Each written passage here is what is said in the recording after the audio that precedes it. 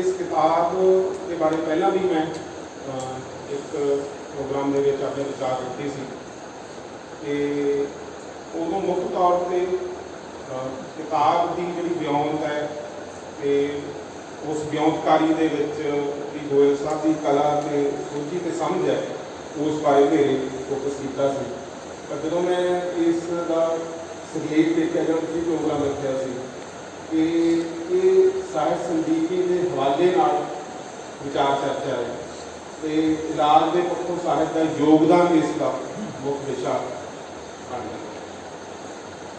तो जाहिर है कि जिवें बलजिंदर ने भी गल की है तो वो किताब के हवाले नाल साहित्य की किहो जी भूमिका हो सकती है की साडे नाल साहित्य करता है उस बारे गल्लां जिहड़ियां बहुत ही मुलवान बलजिंदर ने कीतियां। एक मैं जोड़ दिना कि जी नवी पीढ़ी है ये बहुत तेज़ तरार गई है ये गल्लां करते करते अपन गल्लां तो करते हैं पर दूसरे अपने तो पहला वाली जी जो पीढ़ी मनते हैं पूरी जिम्मेवारी बढ़ा देते हैं ये कह के कि मैं पता नहीं इसके बारे हम की कहूँगा ये काम मेरे बच्चे भी मेरे नाल करते हैं वो इस तरीके ही सिखाते हैं उन्होंने सिखाने का जो ढंग है वो बड़िया वागू प्रस्क्रिप्टिव नहीं होता कि आ करना आ नहीं करना वो इस तरह नहीं कहते इस तरह सुझावों के बड़िया सिखाते रहते हैं तो सगों तो मैनू इस गल का फिक्र है कि मैं बलजिंदर तो बाद बोलना कि मैं उस किस्म दी मुलवान गल्लां जिहड़ियां बलजिंदर ने थोड़ी देर के कीतियां ने वो कर पाऊँगा कि नहीं कर पाऊँगा।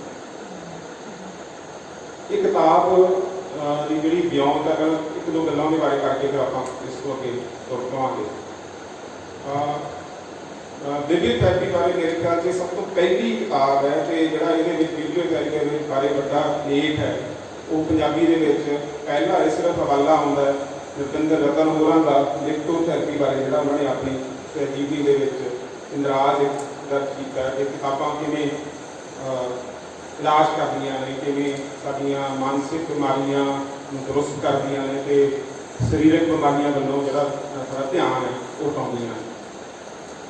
बलजिंदर ने बहुत ही सोहणे तरीके नाल ये दस्सिया कि जिहड़ा साडा जिहड़ा शैडो साइड की गल की है कि उस शैडो साइड के जिहड़े दो हिस्से ने मैं उसकी थोड़ी तस्वीर कर दिंदा नैगेटिव ते पॉजिटिव जिहड़ा नकारात्मक पक्ष है जिसका असीं दमन करते रहते हैं जिसनों असीं कदे अनोखड़ प्रगट भी कर दिंदे हां कि उसका खमियाजा सानूं भुगतना पैंदा वो पक्ष जिहड़ा सब दे अंदर है सब दे अंदर मौजूद है वो किताबां दे राहीं असीं उस अपने पक्ष नूं जिउं लैंदे हां काल्पनिक धरत दे वो चीज़ां जिहड़ियां कर नहीं सकते हुंदे वो असीं पात्रां दे राहीं उन्हां नूं करन दा एहसास प्राप्त कर लैंदे।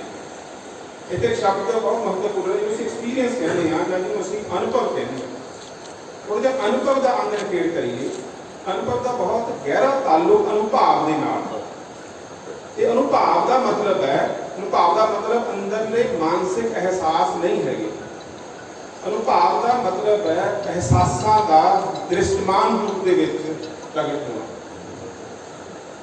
अनुभव जिहड़ा कि जदों असीं भारती काव्य-शास्त्र ते भारती मीमांसा दे विच देखांगे तां जदों नक्श शिल्प दे नाल हरकतां दे नाल भावां दे प्रगटावे दे नाल उस नूं असीं वापरदा होया देखदे हां ते उहनूं अपने अंदर महसूस करदे हां जिवें रोंदिआं नाल रोंदे हसदिआं नाल हसदिआं कोई सीन चल रहा हुंदा ये एक्सपीरियंस है।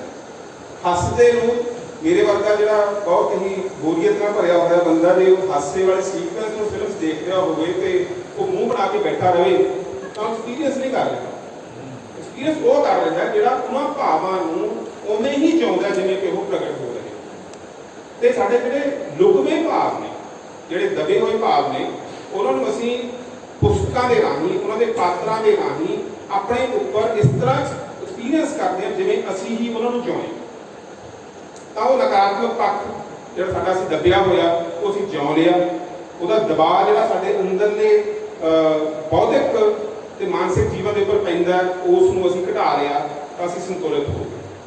दूसरी चीज़ जिहड़ी उसने कहा कि उसका पॉजिटिव पक्ष है वो पॉजिटिव पक्ष वो है कि वो गुण वो चीज़ां जिहड़ियां साडे अंदर दबियां होईयां ने किसी बाहरी दबाव करके असीं उन्हां नूं प्रगट नहीं किया उन्होंने असीं कागज़ विच ढालण ਦੀ ਸਮਰੱਥਾ ਕਿਤਾਬਾਂ ਤੋਂ ਹਾਸਲ ਕਰਦੇ ਹਾਂ। ਪ੍ਰੇਰਨਾ ਉੱਥੋਂ ਮਿਲਦੀ ਹੈ ਕਿ ਇਹ ਮੈਂ ਚੀਜ਼ ਹਕੀਕਤ ਦੇ ਵਿੱਚ ਕਰ ਸਕਦਾ ਜੋ ਹੁਣ ਤੱਕ ਮੈਂ ਆਪਣੇ ਆਪ ਨੂੰ ਅਮਲ ਦੇ ਵਿੱਚ ਲੈ ਕੇ ਜਾਣ ਤੋਂ ਰੋਕਿਆ ਹੋਇਆ ਸੀ। ਕਈ ਵਾਰ ਕਿਉਂਕਿ ਦੁਵਿਧਾਵਾਂ ਹੁੰਦੀਆਂ ਨੇ, ਕਿਉਂਕਿ ਜਿਹੜਾ ਸਾਡਾ ਜਿਸ ਸੋਸਾਇਟੀ ਰਹਿੰਦੇ ਹਾਂ ਜਿਸ ਬਾਰੇ ਇਹਨੇ ਬਹੁਤ ਹੀ ਸੂਖਮ ਜਿਹਾ ਇਸ਼ਾਰਾ ਕੀਤਾ ਕਿ ਘੱਟ ਉਜਰਤਾਂ ਦੇ ਉੱਪਰ ਇਹੋ ਜਿਹੇ ਨੌਜਵਾਨ ਜਦੋਂ ਕੰਮ ਕਰ ਰਹੇ ਹੋਣ ਤਾਂ ਜ਼ਾਹਿਰ ਹੈ ਕਿ ਬਹੁਤ ਸਾਰਾ ਕੁਝ ਜਿਹੜਾ ਕਰਨਾ ਚਾਹੁੰਦੇ ਹੁੰਦੇ ਨੇ ਉਹ ਕੀਤਾ ਨਹੀਂ ਜਾਂਦਾ। ਮੈਂ ਆਪਣੇ ਵਿਦਿਆਰਥੀਆਂ ਨੂੰ ਜਦੋਂ ਉਹ ਗੱਲਬਾਤ ਕਰਦੇ ਰਹਿੰਦੇ ਨੇ ਨਾਲ ਦੇ ਉਹਨਾਂ ਨੂੰ ਕਹਿਣਾ ਹੁੰਦਾ ਕਿ ਜੋ ਜੀ ਚਾਹੁੰਦਾ ਕਰੋ, ਤੇ ਉਹ ਜੋ ਜੀ ਚਾਹੁੰਦਾ ਕਰਨ ਵਾਸਤੇ ਜ਼ਰੂਰਤ ਚਾਹੀਦੀ ਹੁੰਦੀ ਹੈ ਕਿ ਉਹ ਜ਼ਰੂਰਤ ਕਿਤਾਬਾਂ ਨੂੰ ਪ੍ਰਾਪਤ ਹੁੰਦੀ ਹੈ। ਤੇ ਤੁਸੀਂ ਬੰਦਾ ਬਹੁਤ ਹੀ ਨਾਪ ਤੋਲ ਕੇ ਚੱਲਦਾ, ਬਹੁਤ ਹੀ ਪੈਰ ਤੇ ਫੂਕ ਕੇ ਕਦਮ ਧਰਦਾ, ਜਿਹਨੂੰ ਫਕੀਰੀ ਕਹਿੰਦੇ ਆ, ਜਿਹਨੂੰ ਦੀਵਾਨਗੀ ਕਹਿੰਦੇ ਆ, ਉਸ ਤੋਂ ਬਿਨਾਂ ਸਿਰਜਣਾਤਮਕਤਾ ਹੋ ਨਹੀਂ ਸਕਦੀ। ਸੋਚ ਕੇ ਚੱਲ ਕੇ ਸਿਰਜਣਾਤਮਕਤਾ ਹੋ ਨਹੀਂ ਸਕਦੀ। ਸ਼ਾਇਦ ਇਸੇ ਕਰਕੇ ਪੰਜਾਬੀ ਸਾਹਿਤ ਦੇ ਵਿੱਚ ਜਦੋਂ ਅਸੀਂ ਮੇਰੇ ਸਾਹਮਣੇ ਜਦੋਂ ਕਿਤਾਬ ਪੜ੍ਹਦੇ ਹੋਏ ਸਵਾਲ ਵੀ ਖੜਾ ਹੋਇਆ ਕਿ ਪੰਜਾਬੀ ਦੇ ਵਿੱਚ ਅਸੀਂ ਇਹੋ ਜਿਹੀਆਂ ਕਿਤਾਬਾਂ ਦੀ ਸੂਚੀ ਬਣਾ ਸਕਦੇ ਹਾਂ ਜਿਹੜੀਆਂ ਸਾਡੇ ਪਾਠਕਾਂ ਨੂੰ ਇਸ ਕਿਸਮ ਦੇ ਨਾਲ ਹੀਲ ਕਰ ਸਕਦੀਆਂ। ਲਾਜ਼ਮੀ ਤੌਰ 'ਤੇ ਹੋਣਗੀਆਂ ਪਰ ਬਹੁਤ ਥੋੜ੍ਹੀਆਂ ਹੋਣਗੀਆਂ ਜਿਹੜੀ ਸੱਚੀ ਮੁੱਚੀ ਹੀਲ ਕਰ ਸਕਦੇ, ਕਿਉਂਕਿ ਉਹ ਸਾਡਾ ਬਹੁਤ ਅੱਜ ਕੱਲ੍ਹ ਦੇਖਣ ਵਰਗਾ, ਉਹ ਬਹੁਤ ਚੁਣ ਕੇ ਸੋਚ ਕੇ ਫੂਕ ਕੇ ਪੈਰ ਧਰਨ ਵਾਲਾ ਸੰਸਾਰ ਜ਼ਿਆਦਾ ਹੈ। ਤੇ ਉਸ ਦੇ ਬਾਰੇ ਮੈਂ ਦੁਬਾਰਾ ਫਿਰ ਮੁੜ ਕੇ ਵੀ ਆਊਂਗਾ, ਪਰ ਕਿਤਾਬ ਤੁਹਾਨੂੰ ਆਪਣੇ ਅੰਦਰਲੇ ਨੂੰ ਐਕਸਟੀਰੀਅਲਾਈਜ਼ ਕਰਨ, ਆਪਣੇ ਪ੍ਰਗਟ ਕਰਨ ਤੇ ਆਪਣੇ ਕਰਨ ਦੇ ਵਿੱਚ ਆਪਣੀ ਸੋਚ ਨੂੰ ਢਾਲਣ ਦੇ ਵਾਸਤੇ ਇੱਕ ਪ੍ਰੇਰਨਾ ਦਾ ਕੁਝ ਬਣ ਗਿਆ। ਤੇ ਕਿੰਨੇ ਸਾਰੇ ਇਹੋ ਜਿਹੇ ਵੇਰਵੇ ਸਗੋਂ ਤੇ ਜਦੋਂ ਆਪਾਂ ਦੇਖੀਏ ਇਸ ਕਿਤਾਬ ਦੇ ਵਿੱਚ ਜੋ ਮੁੱਢੋਂ ਪੜ੍ਹਦੇ ਹਾਂ ਤਾਂ ਪਾਤਰਾਂ ਦੇ ਨਾਲ ਇੱਕ ਨਕਾਰਾਤਮਕ ਰਿਲੇਸ਼ਨ ਬਣਾਉਣਾ, ਇੱਕ ਸਕਾਰਾਤਮਕ ਰਿਲੇਸ਼ਨ ਬਣਾਉਣਾ, ਇੱਕ ਪਾਤਰ ਨਾਲ ਇੱਕ ਮਿੱਤਰਤਾ ਬਣਾਉਣਾ, ਇਸ ਕਿਸਮ ਦੇ ਬਹੁਤ ਸਾਰੇ ਵੇਰਵੇ ਕਿ ਅੰਦਰਲੇ ਕਿਸੇ ਪਾਤਰ ਦੇ ਨਾਲ ਇੱਕ ਮਿੱਤਰਤਾ ਬਣਾਈ ਤੇ ਜਿਹੜਾ ਵਿਅਕਤੀ ਆ, ਜਿਹੜਾ ਪਾਠਕ ਹੈ, ਉਹ ਸੁਤੰਤਰ ਹੋ ਕੇ ਆਪਣੇ ਜੀਵਨ ਦੇ ਵਿੱਚ ਉਹ ਨਾ ਕੇਵਲ ਦਰੁਸਤ ਹੋਇਆ ਸਗੋਂ ਉਸਨੇ ਵੱਡੀਆਂ ਪ੍ਰਾਪਤੀਆਂ ਕੀਤੀਆਂ। ਕੁਝ ਥਾਵਾਂ ਤੇ ਉਹਨਾਂ ਨੇ ਉਸ ਪਾਤਰਾਂ ਨਾਲ ਇੱਕ ਵਿਜੋਗ ਬਣਾਇਆ ਜਾਂ ਜੀਵਨ ਦੇ ਕੁਝ ਇਹੋ ਜਿਹੇ ਪਹਿਲੂ ਜਿਹੜੇ ਉਹਦੇ ਵਿੱਚ ਦੇਖ ਲਏ ਤਾਂ ਲੱਗਦਾ ਕਿ ਤਰ੍ਹਾਂ ਨਾਲ ਉਸ ਤੋਂ ਵਿਜੋਗ ਬਣਾ ਕੇ ਤੁਸੀਂ ਜੀਵਨ ਜਿਉਂ ਸਕਦੇ ਹੋ। ਉਹਦੇ ਦੇਖ ਲਿਆ ਪਰ ਇਹੋ ਜਿਹਾ ਨਹੀਂ ਕਰਨਾ, ਮੈਂ ਕੁਝ ਹੋਰ ਕਰਨਾ, ਮੈਂ ਉਸ ਤੋਂ ਵੱਖਰਾ ਕਰਨਾ ਕਿ ਵਿਜੋਗ ਵਾਲੀ ਸਥਿਤੀ ਹੈ। ਤਾਂ ਕਿਤਾਬਾਂ ਦੇ ਪ੍ਰਭਾਵ ਜਿਹੜੇ ਨੇ ਉਹਦੇ ਵਿੱਚ ਬੜੇ ਵੰਨ ਸੁਵੰਨੇ ਤਰੀਕੇ ਨਾਲ ਮਿਲਣਗੇ। ਇੱਕ ਕਿ ਜੀਵਨ ਨਾਲ ਜੁੜਨ ਦੀ ਪ੍ਰੇਰਨਾ ਕਿਤਾਬ ਤੋਂ ਮਿਲਦੀ ਹੈ, ਦੂਸਰਾ ਜੀਵਨ ਤੋਂ ਪਾਰ ਲੰਘਣ ਦੀ ਪ੍ਰੇਰਨਾ ਮਿਲਦੀ ਹੈ ਕਿ ਜੀਵਨ ਨਾਲ ਜੁੜਨਾ ਨਹੀਂ ਹੈ ਇਕੱਲਾ, ਜਿਹੜੀ ਜ਼ਿੰਦਗੀ ਜਿਹਦੇ ਵਾਸਤੇ ਬਹੁਤ ਹੀ ਨਕਾਰਾਤਮਕ ਹੈ ਉਹਦੇ ਵਾਸਤੇ ਜੀਵਨ ਨਾਲ ਜਿਹੜਾ ਜੁੜਾਵ ਹੈ ਉਹ ਕਈ ਵਾਰ ਉਹਦੇ ਮਨ ਮਸਤਕ ਦੇ ਉੱਪਰ ਬਹੁਤ ਭੈੜੇ ਅਸਰ ਹੁੰਦਾ। ਜੇ ਉਸ ਜੀਵਨ ਦੇ ਵਿੱਚ ਬੰਦਾ ਖੋ ਜਵੇ ਤਾਂ ਉਹਦੇ ਵਿੱਚੋਂ ਨਿਕਲ ਕੇ ਉਸ ਤੋਂ ਪਾਰ ਜਾਣ।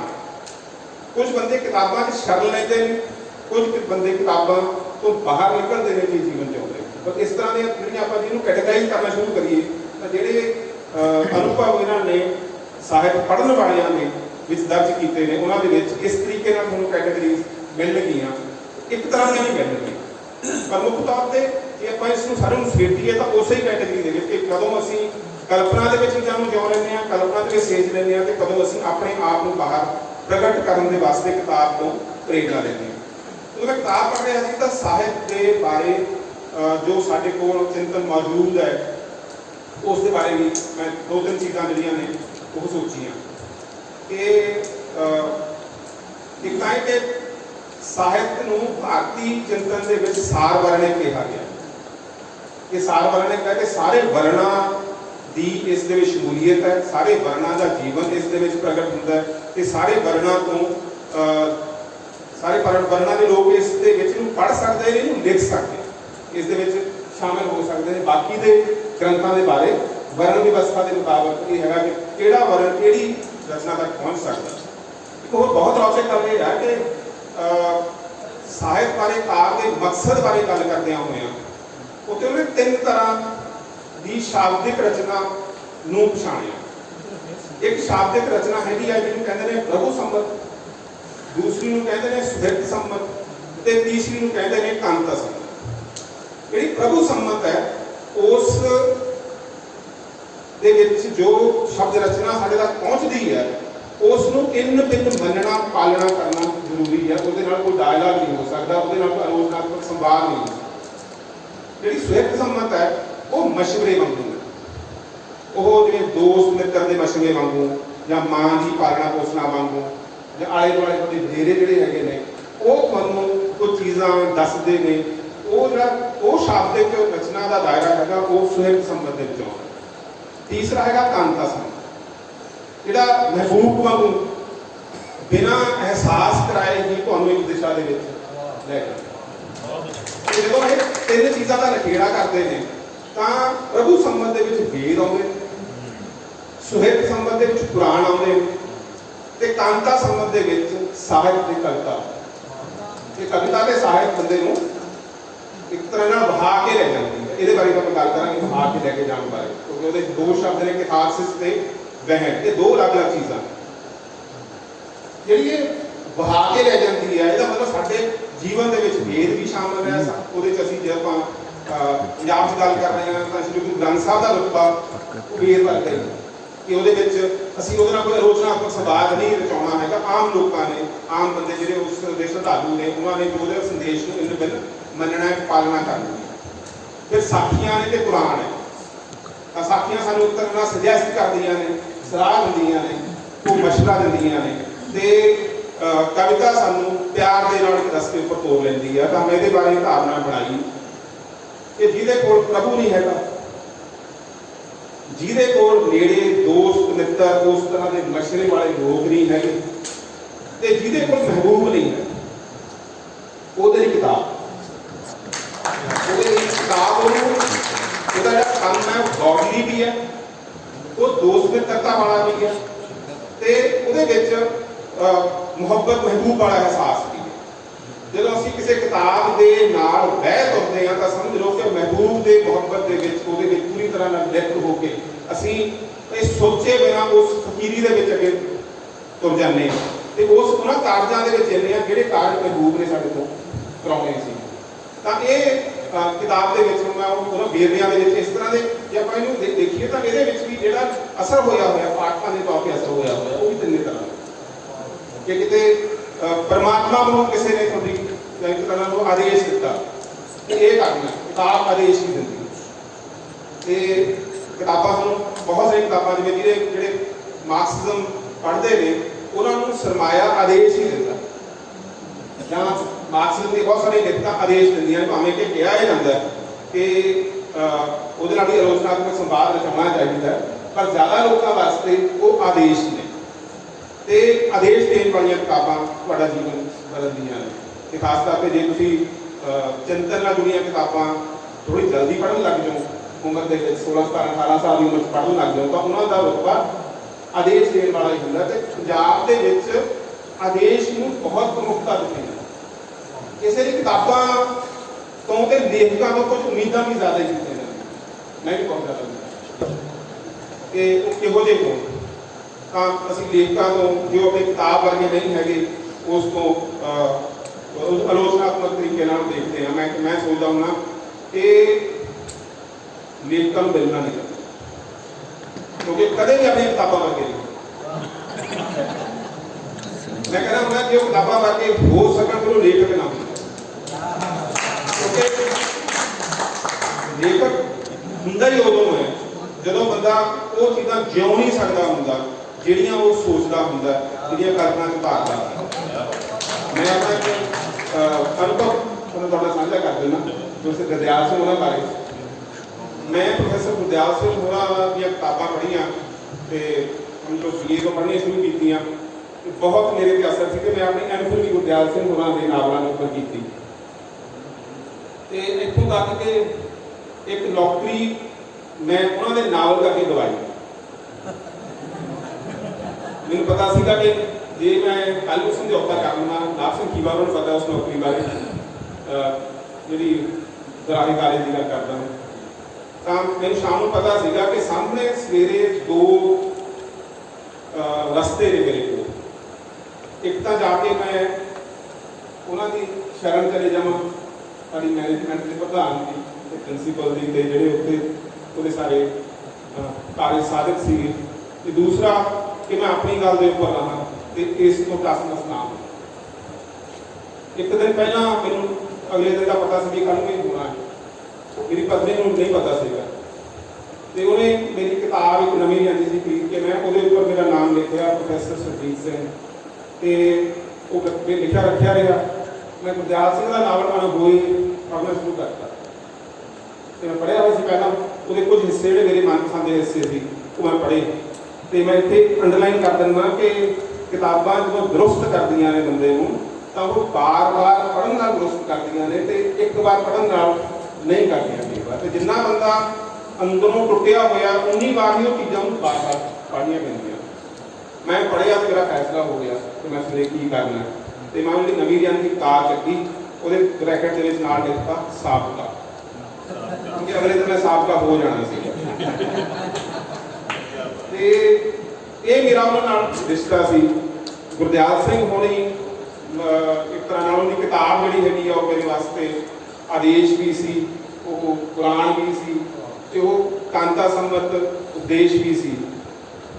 ਪਰ ਜਦੋਂ ਮੈਂ ਜੀਵਨ ਦੇ ਵਿੱਚ ਥੋੜ੍ਹਾ ਜਿਹਾ ਟਿਕਿਆ ਟਿਕਾਊ ਆਇਆ ਤਾਂ ਮੇਰਾ ਬਹੁਤ ਜੀਅ ਕੀਤਾ ਮੈਂ ਗੁਰਦਿਆਲ ਸਿੰਘ ਹੋਰਾਂ ਨੂੰ ਮਿਲਾਂ, ਤੇ ਅਸੀਂ ਵਿਜ਼ਨ ਸੈਂਟਰ ਮੁਕਤਸਰ ਉਹਨਾਂ ਦਾ ਰੂਬਰੂ ਕਰਵਾਇਆ।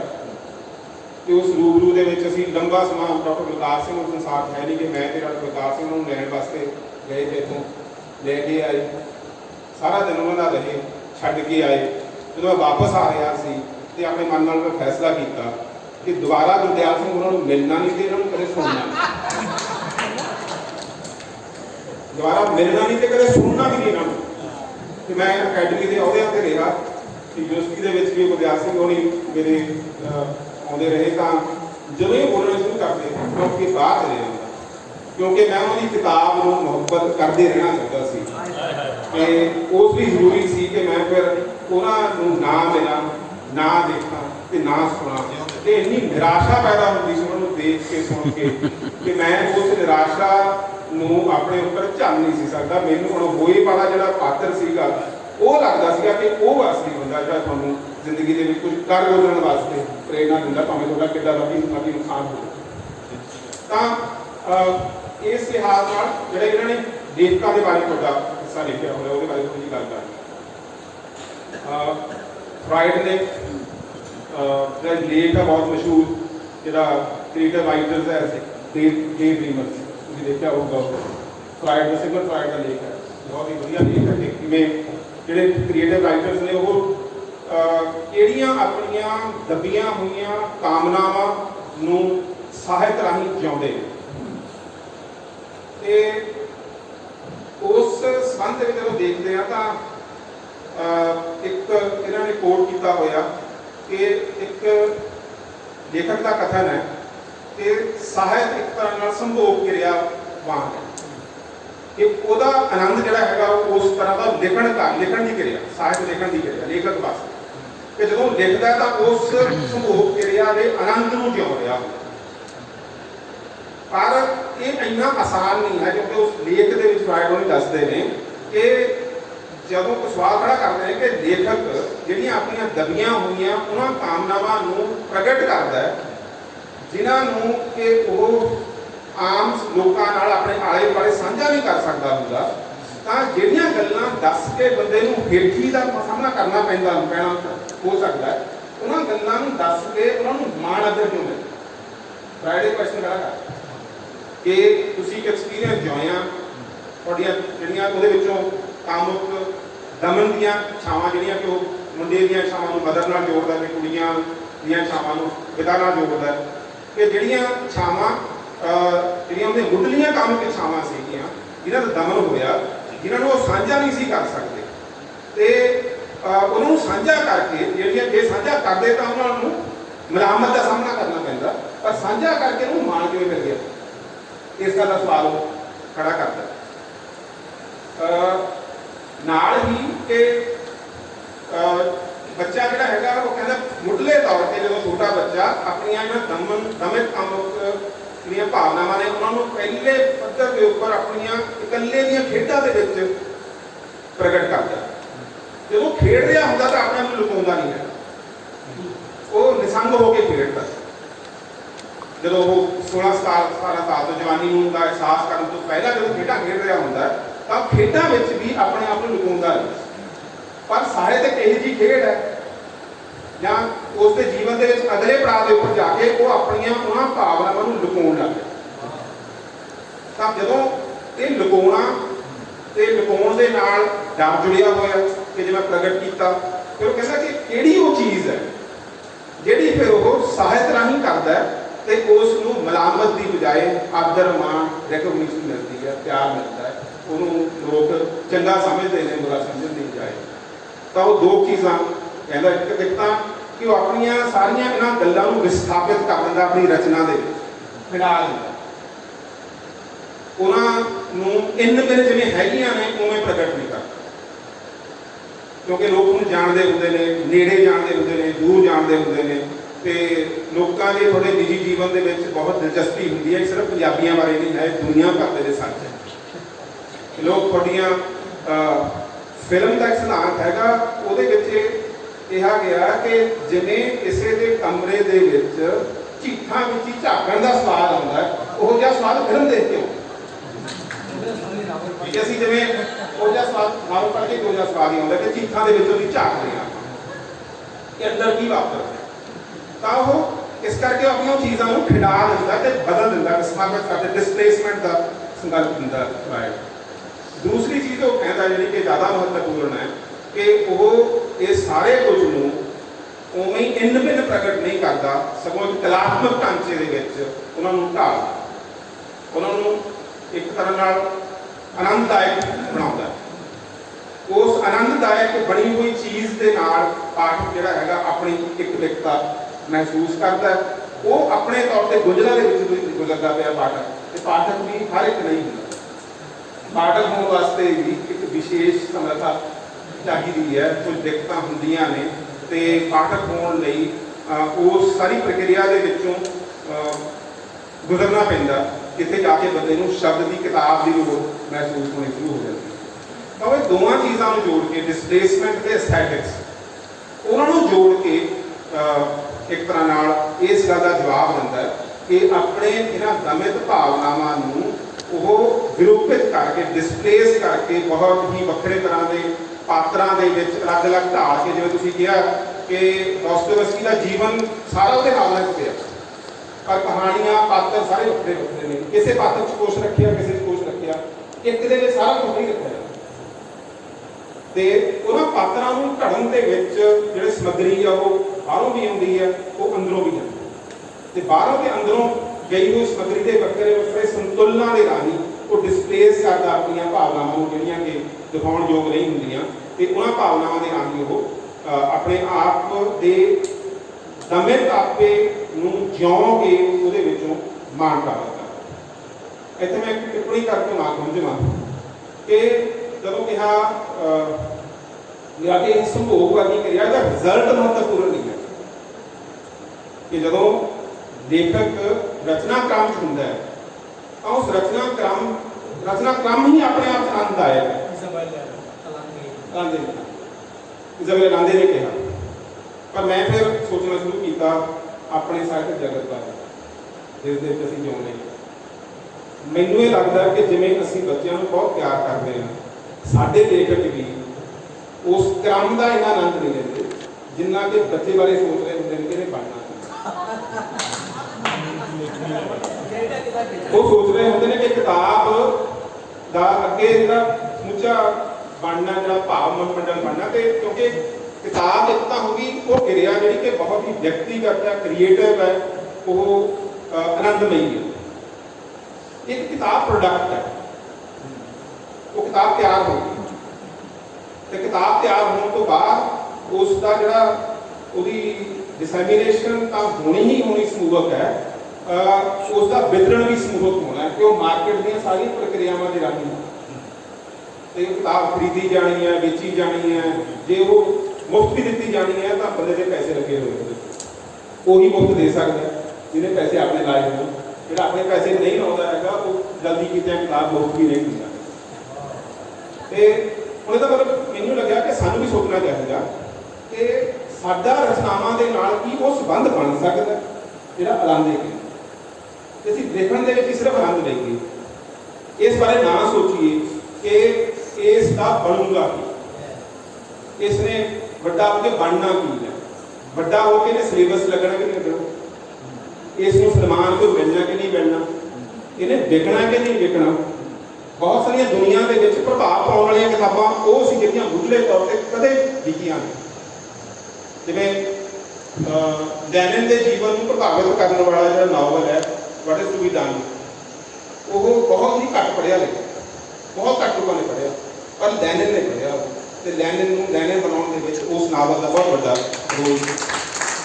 ਇਸ ਕਰਕੇ ਜਿਹੜੀ ਕਿਤਾਬ ਦੀ ਰਚਨਾ ਕਿਰਿਆ ਦੇ ਵਿੱਚ ਆਨੰਦ ਲੈਣ ਤੇ ਉਸ ਦੇ ਵਿੱਚ ਹੀ ਆਪਣੇ ਆਪ ਨੂੰ ਪੂਰੀ ਤਰ੍ਹਾਂ ਨਾਲ ਡੋਬ ਦੇਣ ਦੇ ਵਿੱਚ ਜਦੋਂ ਅਸੀਂ ਅਸਮਰੱਥ ਰਹਿੰਦੇ ਹਾਂ ਤਾਂ ਕਿਤਾਬ ਨਾਲ ਜੁੜੀਆਂ ਹੋਈਆਂ ਸਮਾਜਿਕ ਕਿਰਿਆਵਾਂ ਦੇ ਵਿੱਚ ਵਧੇਰੇ ਦਿਲਚਸਪੀ ਲੈਣਾ ਸ਼ੁਰੂ ਕਰ ਦਿੰਦੇ ਹਾਂ, ਤਾਂ ਵਧੇਰੇ ਕਰਕੇ ਉਹੋ ਜਿਹਾ ਸਾਹਿਤ ਪੈਦਾ ਹੁੰਦਾ ਹੈ ਜਿਹੜਾ ਸਾਹਿਤ ਬਹੁਤਾ ਲੋੜ ਦਾ ਨਹੀਂ ਹੁੰਦਾ, ਪਾਠਕਾਂ ਨੂੰ ਨਹੀਂ ਚਾਹੀਦਾ। ਉਹ ਇਹਨਾਂ ਹੁੰਦਾ ਜ਼ਰੂਰ ਕਿ ਲੇਖਕ ਨੂੰ ਉਸ ਦੀ ਸਮਾਜਿਕ ਪ੍ਰਕਿਰਿਆ ਦੇ ਵਿੱਚੋਂ ਸਵਾਦ ਆਉਣਾ ਸ਼ੁਰੂ ਹੋ ਜਾਂਦਾ, ਉਹਨੂੰ ਥੋੜਾ ਜਿਹਾ ਰਮਾ ਮਿਲ ਜਾਂਦਾ। ਤੇ ਮੈਨੂੰ ਤਾਂ ਕਦੇ ਕਦੇ ਲੱਗਣਾ ਸ਼ੁਰੂ ਹੋ ਜਾਂਦਾ ਕਿ ਸਾਡੇ ਜਿਹੜੇ ਲੇਖਕ ਨੇ ਉਹ ਲਿਖਣ ਦੇ ਨਾਲ ਤੰਦਰੁਸਤ ਹੁੰਦੇ ਨੇ ਕਿ ਬਿਮਾਰ ਹੋ ਗਏ। ਮੈਨੂੰ ਲੱਗੀ ਜਾਂਦਾ ਅਸੀਂ ਬਿਮਾਰ ਜ਼ਿਆਦਾ ਹੋ ਗਏ ਕਿ ਉਹਨਾਂ ਬਿਮਾਰੀਆਂ ਦੇ ਵਿੱਚ ਵੱਧ ਹਾਜ਼ਰ ਹੋ ਜਾਂਦੇ ਹਾਂ ਤੇ ਠੀਕ ਠਾਕ ਹੁੰਦੇ ਹਾਂ, ਪਹਿਲਾਂ ਅਸੀਂ ਲਿਖਣ ਲੱਗ ਜਾਂਦੇ ਹਾਂ, ਬਿਮਾਰ ਹੋਣਾ ਸ਼ੁਰੂ ਕਰ ਦਿੰਦੇ ਹਾਂ। ਉਹੋ ਜਿਹੀਆਂ ਭੁੱਖਾਂ, ਉਹੋ ਜਿਹੀ ਜਿਹੜੀ ਮੈਨੂੰ ਲੱਗਦਾ ਕਿ ਲਿਖੋ ਤੇ ਖੂਹ ਛੱਡੋ, ਜੇ ਤਾਂ ਇਹ ਸਮਰੱਥਾ ਹੈਗੀ ਆ ਉਹਨਾਂ ਨੂੰ ਲਿਖਣ ਦੇ ਵਿੱਚ ਰਹਿਣਾ ਚਾਹੀਦਾ, ਜਿਨ੍ਹਾਂ ਨੇ ਉਸ ਸਮੂਹ ਕਿਰਿਆ ਵਾਂਗ ਸਿਰਫ ਲਿਖਣ ਦੇ ਵਿੱਚ ਆਨੰਦ ਲੈਣਾ। ਸਾਹਿਤ ਉਹਨਾਂ ਦਾ ਕੀਤਾ ਜਿਨ੍ਹਾਂ ਨੇ ਐਂਡ ਪੁਆਇੰਟ ਦੇ ਵਿੱਚ ਬੱਚੇ ਦਾ ਵਿਆਹ ਦਾਜ ਲੈ ਕੇ ਕਰਨਾ, ਉਹਨਾਂ ਨੇ ਸਾਹਿਤ ਜਾਂ ਕੋਈ ਚੀਜ਼ ਨਹੀਂ ਕਰਨੀ। ਆਖਰੀ ਗੱਲ ਮੈਂ ਕਰਨੀ ਆ ਆਨੰਦ ਬਾਰੇ। ਜਿਹੜਾ ਸਾਹਿਤ ਦਾ ਆਨੰਦ ਹੈ, ਇੰਡੀਅਨ ਪੋਲਿਟਿਕਸ ਦੇ ਵਿੱਚ ਸਵਾਲ ਬੜਾ ਆਉਂਦਾ ਸਾਹਿਤ ਕਾਹਦੇ ਵਾਸਤੇ ਪੜ੍ਹਦੇ ਨੇ, ਤਾਂ ਸਾਹਿਤ ਦੇ ਵਿੱਚ ਉਹਨਾਂ ਨੇ ਕਿਹਾ ਕਿ ਇਹ ਧਰਮ, ਅਰਥ, ਕਾਮ ਤੇ ਮੋਕਸ਼ ਇਸ ਰਸਤੇ ਉੱਪਰ ਲੈ ਕੇ ਜਾਂਦਾ, ਪਰ ਸਭ ਤੋਂ ਇੰਪੋਰਟੈਂਟ ਚੀਜ਼ ਜਿਹੜੀ ਉਹ ਆਨੰਦ ਹੈ। ਆਨੰਦ ਸਭ ਤੋਂ ਮਹੱਤਵਪੂਰਨ ਚੀਜ਼, ਤੇ ਉਹ ਆਨੰਦ ਇਹ ਜਿਹੀ ਚੀਜ਼ ਹੈ ਜਿਹੜੀ ਪਾਠਕ ਨਾਲ ਵੀ ਜੁੜੀ ਹੋਈ ਹੈ ਤੇ ਜਿਹੜੀ ਲੇਖਕ ਨਾਲ ਵੀ ਜੁੜੀ ਹੋਈ ਹੈ। ਉਹ ਕਹਿੰਦੇ ਆ ਕਿ ਧਰਮ ਜਿਹੜਾ ਹੈਗਾ ਉਹ ਦੋਵਾਂ ਨੂੰ ਪ੍ਰਾਪਤ ਹੁੰਦਾ। ਧਰਮ ਦਾ ਉਹ ਮਤਲਬ ਨਹੀਂ ਹੈ ਜਿਹੜਾ ਅੱਜ ਕੱਲ੍ਹ ਅਸੀਂ ਲੈਂਦੇ ਹਾਂ। ਧਰਮ ਦਾ ਮਤਲਬ ਜੀਵਨ ਦੇ ਵਿੱਚ ਜਿਹੜੀਆਂ ਸਾਡੀਆਂ ਨੈਤਿਕ ਕਦਰਾਂ ਕੀਮਤਾਂ ਨੇ ਤੇ ਜਿਹੜੀਆਂ ਸਾਡੀਆਂ ਭੂਮਿਕਾਵਾਂ ਨੇ ਉਹਨਾਂ ਦਾ ਸਹਿਜ ਬੋਧ ਹੋਣਾ ਤੇ ਗਿਆਨ ਹੋਣਾ, ਉਹ ਧਰਮ। ਇਹ ਧਰਮ ਨਹੀਂ ਹੈਗਾ ਜਿਹੜਾ ਜਿਉਣਾ ਜਾ ਰਿਹਾ ਅੱਜ ਕੱਲ੍ਹ ਕਹਿ ਕੇ ਵੀ ਤੁਹਾਡਾ ਧਰਮ ਕਿਹੜਾ। ਅਰਥ ਦਾ ਮਤਲਬ ਸੰਪੰਨਤਾ ਨਾਲ ਸੰਬੰਧਿਤ ਹੈ। ਇਹ ਮਿਲਦੀ ਹੈ ਲੇਖਕ ਨੂੰ, ਜਿਹੜੀ ਲਿਖਤ ਵਿੱਚ ਜਾਣ ਹੋਵੇ ਤੇ ਉਹ ਪ੍ਰਭਾਵਿਤ ਕਰ ਸਕਦੀ ਹੋਵੇ। ਨਹੀਂ ਤਾਂ ਬਾਦਸ਼ਾਹ ਹੋਵੇ ਕੋਈ ਜਿਹੜਾ ਕੋਈ ਨੂੰ ਸਰਪ੍ਰਸਤੀ ਦੇ ਸਕਦਾ ਹੋਵੇ। ਇਸ ਰੂਪ ਦੇ ਵਿੱਚ ਲਿਖਤ ਨੂੰ ਜਿਹੜੀ ਸੰਪੰਨਤਾ ਲਿਖਤ ਨੂੰ ਪ੍ਰਾਪਤ ਹੋ ਸਕਦੀ ਹੈ। ਕਾਮ ਦਾ ਸੰਬੰਧ ਅਹਿਸਾਸ ਨਾਲ ਵੀ ਹੈ ਤੇ ਕਿਰਿਆ ਨਾਲ ਵੀ। ਉਹ ਲੇਖਕ ਤੇ ਪਾਠਕ ਨੂੰ ਦੋਵਾਂ ਨੂੰ ਵੱਖਰੇ ਵੱਖਰੇ ਪੱਧਰ ਤੇ ਪ੍ਰਾਪਤ ਹੁੰਦਾ। ਮੋਕਸ਼ ਦੋਵਾਂ ਨੂੰ ਪ੍ਰਾਪਤ, ਪਰ ਆਨੰਦ ਵੀ ਉਹੀ ਹੈ ਜਿਹੜੇ ਦੋਵਾਂ ਨੂੰ ਪ੍ਰਾਪਤ ਹੁੰਦਾ। ਪਰ ਆਨੰਦ ਬਾਰੇ ਰਸਤੂ ਦੀ ਗੱਲ ਆਪਣੀ ਰਹਿ ਗਈ ਥੋੜੀ ਜਿਹੀ, ਉਹ ਵੀ ਕਰਾਂਗੇ। ਆਨੰਦ ਬਾਰੇ ਰਸਤੂ ਵੀ ਤੇ ਜਿਸ ਨੂੰ ਕੈਥਾਰਸਿਸ ਕਹਿੰਦੇ ਆ ਤੇ ਜਿਸ ਨੂੰ ਅਸੀਂ ਆਨੰਦ ਕਹਿੰਦੇ ਆ, ਇਹ ਕੋਈ ਛੇੜਕ ਚੀਜ਼ ਨਹੀਂ। ਇਹ ਸਾਹਿਤ ਰਚਨਾ ਪੜ੍ਹੀ ਤੇ ਪੜ੍ਹਦਿਆਂ ਹੋਇਆਂ ਤੁਹਾਨੂੰ ਆਨੰਦ ਮਹਿਸੂਸ ਹੋਇਆ ਤੇ ਗੱਲ ਖਤਮ। ਸਾਹਿਤ ਰਚਨਾ ਇਹੋ ਜਿਹੀ ਚੀਜ਼ ਨਹੀਂ ਹੈ ਤੇ ਜਿਹੜਾ ਸਾਹਿਤ ਤੁਹਾਨੂੰ ਸਿਰਫ ਛੇੜਕ ਆਨੰਦ ਦਿੰਦਾ ਹੈ, ਜਿਹੜੀ ਕਲਾ ਮਹਿਜ ਛੇੜਕ ਆਨੰਦ ਦਿੰਦੀ ਹੈ, ਉਹ ਕਲਾ ਵੀ ਸ਼ਾਇਦ ਨਹੀਂ। ਕਲਾ ਤੇ ਸਾਹਿਤ ਦਾ ਮਕਸਦ ਜਿਹੜਾ ਆਨੰਦ ਪ੍ਰਦਾਨ ਕਰਨਾ ਹੈ, ਉਹ ਚਿਰ ਸਥਾਈ, ਉਹ ਟ੍ਰਾਂਸਫਰਮੇਟਿਵ, ਰੂਪਾਂਤਰਣ ਕਰਦਾ, ਉਹ ਤੁਹਾਨੂੰ ਬਦਲ ਦਿੰਦਾ, ਅੰਦਰੋਂ ਬਦਲ ਦਿੰਦਾ।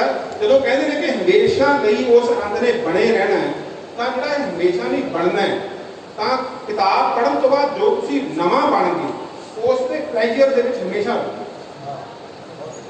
ਇਹ ਆਨੰਦ ਦਾ ਭਾਵ। ਤੇ ਇਸ ਕਿਤਾਬ ਦੇ ਵਿੱਚ ਬਹੁਤ ਸਾਰੇ ਇਹੋ ਜਿਹੇ ਵੇਰਵੇ ਨੇ ਕਿ ਕਿਤਾਬਾਂ ਦੇ ਰਾਹੀਂ, ਰਚਨਾ ਰਾਹੀਂ ਤੇ ਪੜ੍ਹਨ ਰਾਹੀਂ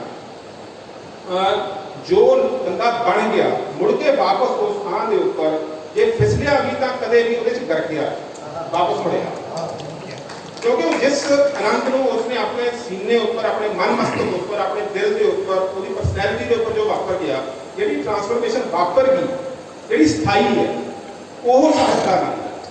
ਇਸੇ ਗੱਲ ਕਰਕੇ ਅਸ਼ਲੀਲ ਸਾਹਿਤ ਤਾਂ ਜਿਹੜਾ ਆਨੰਦ ਹੁੰਦਾ ਉਹ ਬਹੁਤ ਹੀ ਛਿਣਕ ਹੁੰਦਾ।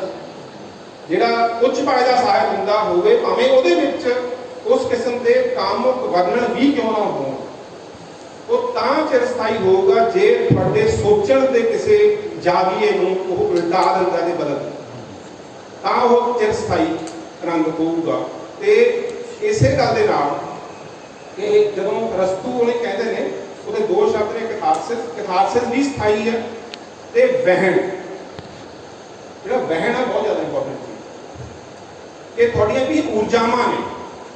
ਇੱਕ ਤਾਂ ਹੋ ਗਿਆ ਕਿ ਅਸੰਤੁਲਨ ਵਾਪਰਿਆ ਭਾਵਨਾਤਮਕ ਪੱਧਰ ਦੇ ਉੱਪਰ, ਉਸ ਅਸੰਤੁਲਨ ਦੇ ਤੋਂ ਤੁਸੀਂ ਮੁਕਤ ਹੋਣਾ ਹੈ ਤੇ ਉਹਨਾਂ ਵਿੱਚੋਂ ਭਾਵਨਾਵਾਂ ਨੂੰ ਤੁਸੀਂ ਨਿਕਾਸੀ ਕਰਨੀ ਹੈ, ਜਿਸ ਦਾ ਸੰਬੰਧ ਉਹ ਪਹਿਲੇ ਨੈਗੇਟਿਵ ਦੇ ਨਾਲ ਜੁੜਦਾ ਹੈ। ਦੂਸਰੀ ਚੀਜ਼ ਜਿਹੜੀ ਹੈਗੀ ਆ ਉਹ ਹੈਗੀ ਆ ਵਹਿਣ। ਉਹ ਹੁੰਦਾ ਤੁਹਾਨੂੰ ਆਪਣੇ ਅੰਦਰਲੀਆਂ ਊਰਜਾਵਾਂ ਨੂੰ ਦਿਸ਼ਾ ਮਿਲਦੀ ਕਿ ਆਹ ਦਿਸ਼ਾ ਹੈ, ਜਿਸ ਦਿਸ਼ਾ ਦੇ ਵਿੱਚ ਮੈਂ ਇਹਨੂੰ ਢਾਲਣਾ ਹੈ, ਤੇ ਉਹ ਵਹਿਣ। ਇਹਦਾ ਮਤਲਬ ਤੁਹਾਡੇ ਅੰਦਰਲੀਆਂ ਊਰਜਾਵਾਂ ਜਦੋਂ ਦੋ ਦਿਸ਼ਾਵਾਂ ਦੇ ਵਿੱਚ ਕਥਾਰਸਿਸ ਹੁੰਦਾ ਹੈ, ਕਥਾਰਸਿਸ ਵੀ ਛਿਣਕ ਨਹੀਂ ਹੁੰਦਾ, ਕਥਾਰਸਿਸ ਵੀ ਲੰਬੇ ਸਮੇਂ ਦਾ ਵੀ ਹੁੰਦਾ ਕਿਉਂਕਿ ਉਹਦੇ ਨਾਲ ਟ੍ਰਾਂਸਫੋਰਮੇਸ਼ਨ ਵਾਪਰਦੀ ਹੈ। ਪਰ ਮਹੱਤਵਪੂਰਨ ਚੀਜ਼ ਹੁੰਦੀ ਹੈ ਤੁਹਾਨੂੰ ਆਪਣੀਆਂ ਊਰਜਾਵਾਂ ਦੀ ਪਛਾਣ ਹੁੰਦੀ ਹੈ ਤੇ ਉਹਨਾਂ ਊਰਜਾਵਾਂ ਨੂੰ ਕਿੱਥੇ ਲਾਉਣਾ ਹੈ, ਇਸ ਗੱਲ ਦਾ ਸਹਿਜ ਬੋਧ ਹੁੰਦਾ। ਤੁਹਾਨੂੰ ਸੁਚੇਤ ਤੌਰ ਤੇ ਇਸ ਗੱਲ ਦਾ ਪਤਾ ਨਾ ਲੱਗੇ, ਪਰ ਜਿਵੇਂ ਉਹਨਾਂ ਨੇ ਕਿਹਾ ਸੀ ਕਿ ਸਾਰੇ ਕਿਤਾਬਾਂ ਪੜ੍ਹਨ ਵਾਲੇ ਹੋ ਤੁਸੀਂ, ਸਾਰੇ ਉਹ ਵੀ ਹੋਵੋਗੇ ਜਿਨ੍ਹਾਂ ਨੇ ਇਸ ਗੱਲ ਦਾ ਅਹਿਸਾਸ ਕੀਤਾ ਹੋਊਗਾ ਕਿ ਤੁਹਾਡੀਆਂ ਊਰਜਾਵਾਂ ਪਹਿਲਾਂ ਕਿਤੇ ਹੋਰ ਸੀ, ਉਹ ਕਿੱਥੇ ਅਸਲ ਦੇ ਵਿੱਚ ਫਿਰ ਚੈਨਲਾਈਜ਼ ਹੋਈਆਂ ਤੇ ਤੁਸੀਂ ਅਜੇ ਇੱਥੇ ਬੈਠੇ। ਤਾਂ ਜਿਹੜੀ ਦ੍ਰਿਸ਼ਟੀ ਵਿੱਚ ਬਦਲਾਅ ਹੈ, ਇੱਕ ਉਹ 'ਚ ਵੇਰਵਾ ਹੁੰਦਾ ਕਿ ਸਭ ਤੋਂ ਪਹਿਲਾਂ ਆਇਡੈਂਟੀਫਿਕੇਸ਼ਨ, ਫਿਰ ਕਥਾਰਸਿਸ ਹੈ, ਦੈਨ ਫਿਰ ਦ੍ਰਿਸ਼ਟੀ ਵਿੱਚ ਬਦਲਾਅ। ਇਹ ਪਹਿਲਾ ਪ੍ਰੋਸੈਸ ਹੈ। ਇਹ ਉਸ ਦੇ ਨਾਲ, ਰਚਨਾ ਦੇ ਨਾਲ, ਪਾਤਰਾਂ ਦੇ ਨਾਲ ਇੱਕ ਸਾਂਝਦਾਰੀ ਬਣਦੀ ਹੈ, ਉਹਨਾਂ ਨਾਲ ਇਕਮਿਕਤਾ ਬਣਦੀ ਹੈ, ਉਹਨਾਂ ਦੇ ਨਾਲ ਤੇ ਉਹਨਾਂ ਦੇ ਜੀਵਨ ਦੇ ਆਪਣੇ ਦੇ ਵਿੱਚ ਲੱਗਦਾ ਕਿ ਅਸੀਂ ਇੱਕੋ ਚੀਜ਼ ਹੀ, ਉਹਦੇ ਵਿੱਚੋਂ ਵਿਰੇਚਨ ਹੁੰਦਾ। ਪਰ ਅਸਲੀ ਚੀਜ਼ ਰਚਨਾ ਦੀ ਉਹ ਹੈ ਜਿਹੜੀ ਤੁਹਾਨੂੰ ਸਦਾ ਲਈ ਤੁਹਾਡੇ ਜੀਵਨ ਨੂੰ ਦੇਖਣ ਦੇ ਤਰੀਕੇ ਨੂੰ ਬਦਲ ਦਿੰਦੀ ਹੈ। ਤੇ ਸਾਹਿਤ ਹੋਰ ਕੁਝ ਨਹੀਂ, ਮੇਰੀ ਸਮਝ ਅਨੁਸਾਰ ਜਿਹੜਾ ਤੁਹਾਨੂੰ ਦਿੰਦਾ ਉਹ ਹੈਗਾ ਜੀਵਨ ਨੂੰ ਦੇਖਣ ਦਾ ਇੱਕ ਤਰੀਕਾ। ਉਹਦੇ ਵਾਸਤੇ ਹਮੇਸ਼ਾ ਲਿਖਣਾ ਜ਼ਰੂਰੀ ਨਹੀਂ, ਪੜ੍ਹਨਾ ਵੀ ਜ਼ਰੂਰੀ। ਬਹੁਤ